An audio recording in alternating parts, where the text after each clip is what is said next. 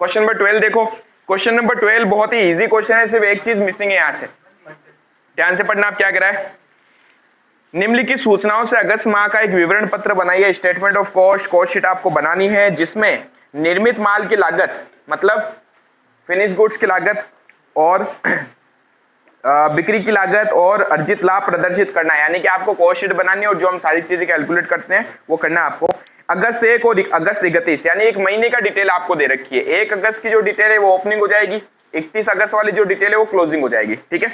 Inventory stock दिया हुआ आपको, रॉ मटेरियल का ओपनिंग एंड क्लोजिंग, डब्ल्यूआईपी का ओपनिंग क्लोजिंग, फिनिश गुड्स का ओपनिंग क्लोजिंग। अदर डेटा आपको दिया हुआ सेल्स ओवरहेड यानी सेलिंग एंड डिस्ट्रीब्यूशन ओवरहेड दे रखे हैं, ऑफिस ओवरहेड दे रखे हैं, डायरेक्ट वेजेस आपको दे रखी है और ब्रैकेट में लिखा हुआ डायरेक्ट वेजेस जो है वो बीइंग 120% ऑफ फैक्ट्री ओवरहेड, जो फैक्ट्री ओवरहेड का 120% है, तो इसके बेस पे हम फैक्ट्री ओवरहेड भी निकाल सकते हैं, ठीक है। फिर आगे कह रहा है कॉस्ट ऑफ गुड्स सोल्ड था 84,000, सेल्स थी हमारे पास 1,25,000, ठीक है। अब समझना अच्छे से, पहले मैं कॉस्ट शीट बना रहा हूं, लेकिन यहाँ कॉस्ट शीट में एक चीज आपके पास मिसिंग है।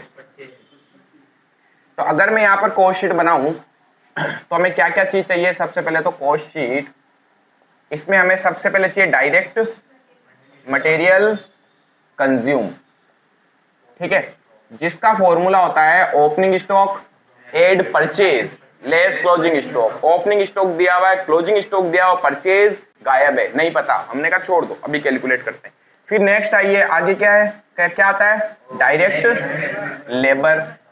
अब डायरेक्ट लेबर दे रखी है, देखो कितनी है डायरेक्ट वेजेस, डायरेक्ट लेबर या वेजेस एक ही होता है, ठीक है, वो अपने को दे रखी है कितनी, 24,000। अगर डायरेक्ट मटेरियल पता होता उसमें ये जोड़ देता मैं, ठीक है, तो क्या जाता प्राइम कॉस्ट, डायरेक्ट एक्सपेंस कुछ दिए हुए ही नहीं है, जब डायरेक्ट एक्सपेंस नहीं होते हैं तो मानना है ही नहीं, ठीक है। फिर इसमें अगर मैं ऐड कर दूं, क्या ऐड कर दूं, फैक्ट्री ओवरहेड, जो क्वेश्चन ने हिंट दिया, ये क्या है, ये 120% सॉरी वेजेज जो है वो कह रहा है 120% है फैक्ट्री ओवरहेड का, यानी कि ध्यान से सुनना, जितना फैक्ट्री ओवरहेड होगा उसका 120% ये है, क्या कह सकता हूं, वेजेज 120% के बराबर है, यस, तो फैक्ट्री ओवरहेड कितना होगा, 100%, निकाल सकते हो। अगर 24,000 जो है वो डिवाइड बाई 120 है और हमें क्या चाहिए, हमें चाहिए 100% जो फैक्ट्री ओवरहेड होगा, यानी कि अब खुद देख लो, अगर ये 20,000 है तो इसका 120% 24,000 हो गया, ठीक है। तो क्वेश्चन ये कह रहा है कि फैक्ट्री डायरेक्ट लेबर 24,000 है जो फैक्ट्री ओवरहेड का 120% है, क्लियर। चलो उसके बाद अगर प्राइम कॉस्ट में मुझे फैक्ट्री ओवरहेड पता चल जाए तो क्या जाएगा, फैक्ट्री कॉस्ट। अच्छा एक मिनट, अब इसमें डब्ल्यूआईपी का ओपनिंग क्लोजिंग एडजस्ट करना है, इसमें अपन ऐड करेंगे opening stock of work in progress, दिया हुआ है 12,000, लेस करेंगे closing stock of work in progress, कितना है 18,000, तो जो आएगा वो होगा फैक्ट्री कॉस्ट या वर्क कॉस्ट। इसमें अपन ऐड करेंगे office and administrative overhead, administrative overhead जो कितने दिए हुए 3,900, तो उसमें अगर अपन ये 3,900 ऐड करते हैं फैक्ट्री कॉस्ट में तो क्या जाएगा, कॉस्ट ऑफ प्रोडक्शन, ठीक है। सारी चीजें देखो कैलकुलेट नहीं कर पाए, सिर्फ एक चीज गायब है, इसमें भी सिर्फ परचेज गायब है, परचेज पता चल जाती तो हम कैलकुलेट कर लेते, ठीक है। चलो फिलहाल चलते हैं आगे, फिर इसमें अपन ऐड करते हैं opening stock of finish goods, उसमें से हम करते हैं less closing stock of finished goods. Opening stock of finish goods है 21,000, closing stock of finish goods है 27,000, फिर जो वैल्यू आएगी it is called cost of goods sold, बेचे गए माल की लागत, उसमें ऐड करते हैं सेलिंग एंड डिस्ट्रीब्यूशन ओवरहेड, जो कितने हैं, सेल्स ओवरहेड 5,100, यही तो होता है सेलिंग एंड डिस्ट्रीब्यूशन 5,100, तो जो आएगा वो हो गया आपके पास टोटल कॉस्ट, ठीक है। इसमें अपन ऐड करेंगे अपना प्रॉफिट, तो क्या आ जाएगा, सेल्स आ जाएगी, और शायद सेल्स दे रखी है, प्रॉफिट भी दिया हुआ है और ग्रॉस प्रॉफिट भी दिया हुआ है, नेट प्रॉफिट भी दिया हुआ है। अच्छा सॉरी, वो तो आंसर में दिया हुआ है। ओके 1,25,000। अब समझना, कॉस्ट ऑफ गुड सोल्ड दिया हुआ है क्वेश्चन में कितना है 84,000। 84,000। अब मुझे बताओ क्या आप रिवर्स चल के कैलकुलेट कर सकते हो? यस बताओ कैसे? इसमें जोड़ा तो टोटल कॉस्ट आएगी, टोटल कॉस्ट कितनी आ गई 84 प्लस 89 100। ठीक है, प्रॉफिट भी आ जाएगा अभी बैलेंसिंग फिगर देना कैलकुलेट 1,25 माइनस 89 100 35,900। अब देखो अपन चलेंगे रिवर्स। रिवर्स कैसे?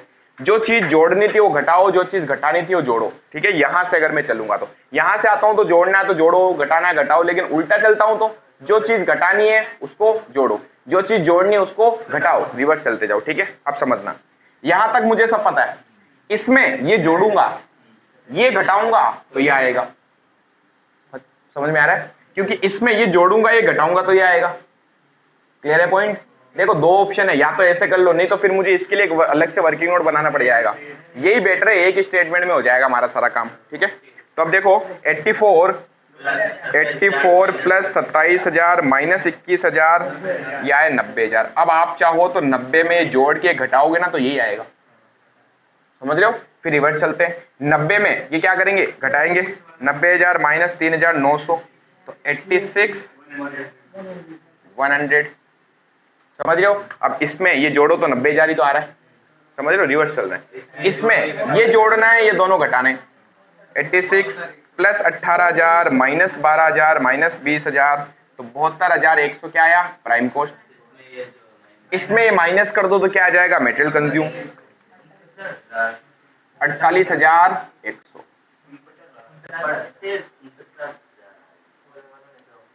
तो हमने कहीं कुछ गड़बड़ करी है क्या?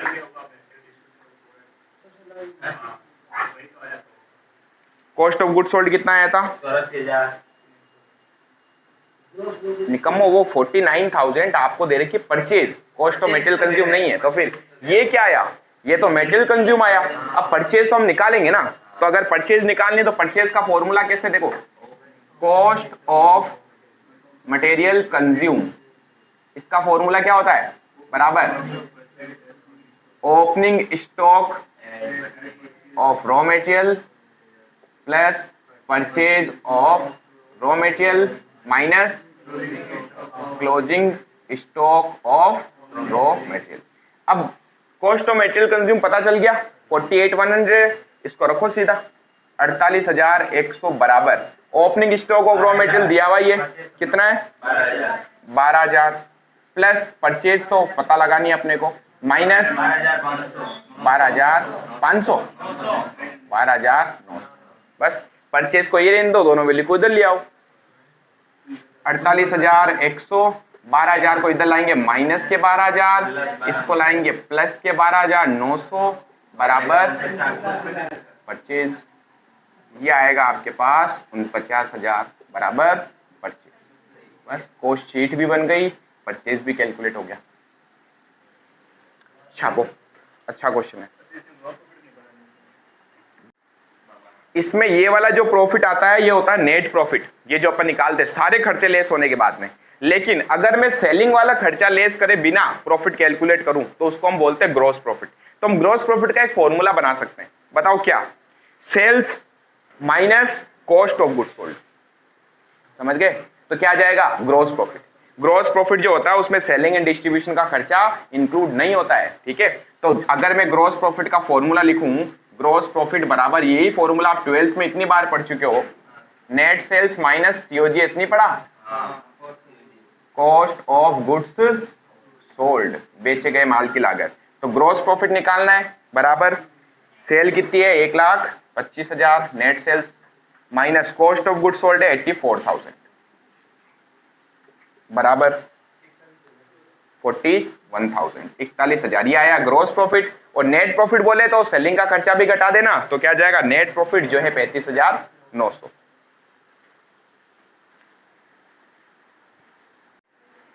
क्वेश्चन नंबर 13 निकालो। रीड कर लो फटाफट, आज अपने को काफी क्वेश्चंस कवर करने भाई।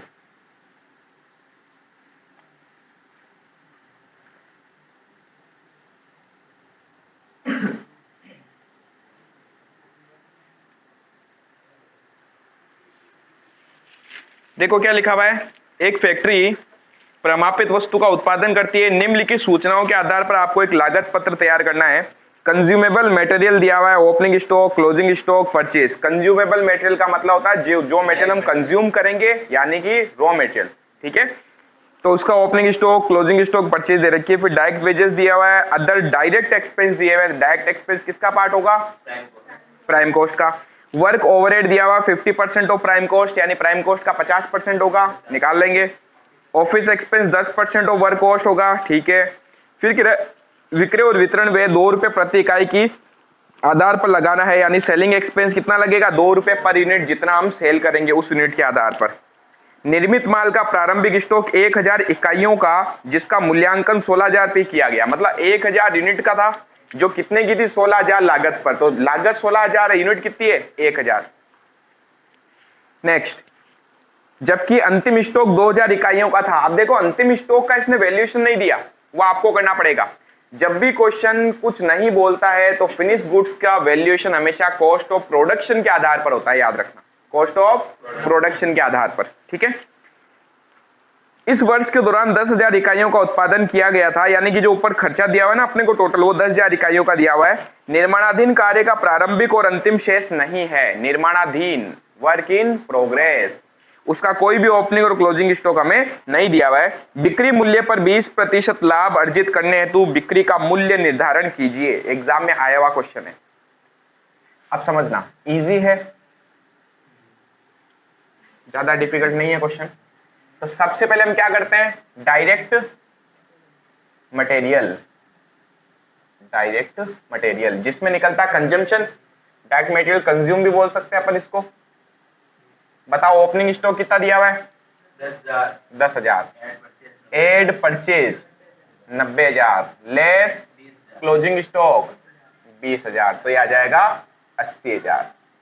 तो डायरेक्ट मटेरियल दे दिया अपने को। Next direct wages, direct wages कितनी दे रखी है? 15,000। डायरेक्ट एक्सपेंस भी गिवन है अपने को, डायरेक्ट एक्सपेंस 5,000, 5,000। टोटल ये आ गया हमारा प्राइम कॉस्ट। मूल लागत कितनी आई है? 1 लाख रुपए की। इसमें हम ऐड करेंगे फैक्ट्री ओवरहेड, फैक्ट्री ओवरहेड, जो क्या बोला क्वेश्चन है, क्या फैक्ट्री ओवरहेड या वर्क एक्सपेंस एक ही बात होती है, वर्क एक्सपेंस बोलूं या फैक्ट्री ओवरहेड। 50% तो प्राइम कॉस्ट होगा, ये रही प्राइम कॉस्ट, उसका 50%, 1 लाख का 50% 50,000। ये आ गया हमारे पास फैक्ट्री कॉस्ट। Factory cost 1,50,000। इसमें ऐड करते हैं क्या? ऑफिस एंड एडमिनिस्ट्रेटिव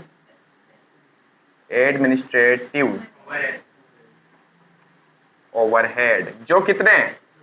वो किराए वर्क कॉस्ट का, यानी फैक्ट्री कॉस्ट, या मैं इसको वर्क कॉस्ट भी बोल सकता हूं। इसका कितना परसेंट? 10%। 1,50,000 का 10% 15,000, तो 1,65,000 क्या आ गया?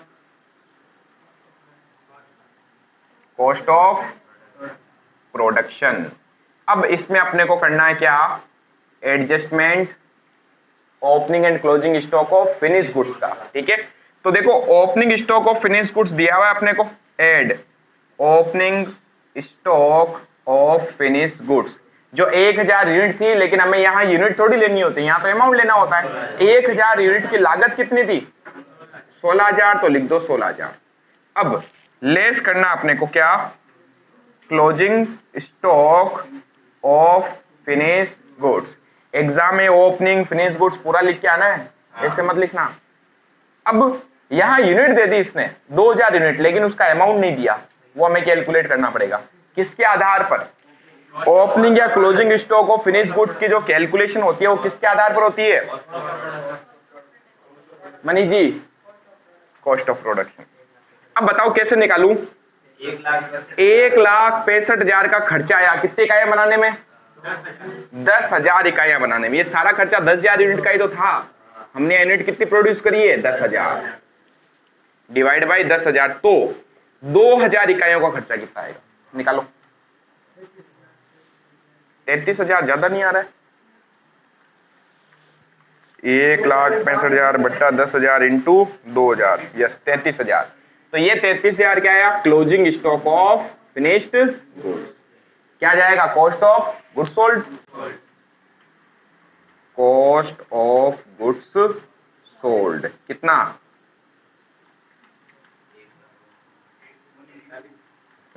Slow motion. 1,48,000। अब इसमें क्या ऐड करना है? सेलिंग एंड डिस्ट्रीब्यूशन ओवरहेड जो दिए हुए क्वेश्चन में। सेलिंग एंड डिस्ट्रीब्यूशन ओवरहेड, ये जो खर्चा लगता है ना, ये जितनी इकाइयां बेचते हैं उसके आधार पर लगता है। बताओ मैंने कितनी इकाइयां बेची होगी? 9,000। ओपनिंग में 1,000 थी, 10,000 हमने और बना ली, कितने हो गए? 11,000। 2,000 अभी भी हमारे पास पड़ी है, तो हमने कितनी यूनिट सेल करी होगी? 9,000। ठीक है, तो इसका खर्चा कैसे लोगे? 1,000 प्लस 10,000 हमने और बनाई माइनस 2,000 अभी भी पड़ी है, तो ये आ गई यूनिट, इंटू पर यूनिट का खर्चा कितना आया था? 2 रुपए। 2 रुपए यानी 18,000 रुपए का सेलिंग एंड डिस्ट्रीब्यूशन का एक्सपेंस आएगा। ये आ गया है हमारा टोटल कॉस्ट, 1,66,000। अब समझना, इसमें हमें करना है प्रॉफिट ऐड, लेकिन जो क्वेश्चन में प्रॉफिट दिया हुआ है वो प्रॉफिट के परसेंटेज दिए हुए हैं, और वो भी किस पर? सेल्स का 20%। सेल्स का है पता है क्या? नो। जब सेल नहीं पता तो बताओ, अगर सेल्स का 20% है तो कॉस्ट का कितना परसेंट होगा? या फिर ऐसे सोचो, प्रॉफिट 20% है सेल्स का, सेल्स को मैं 100 मान लूं, ये 100 है, ये 20 है, तो ये कितना होगा? 80।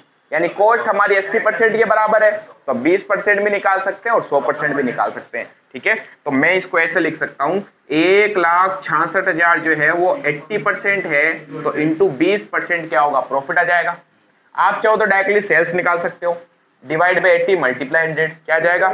सेल्स 41,500 ऐड कर दो, 2,07,500। छापो फटाफट। कुछ नहीं।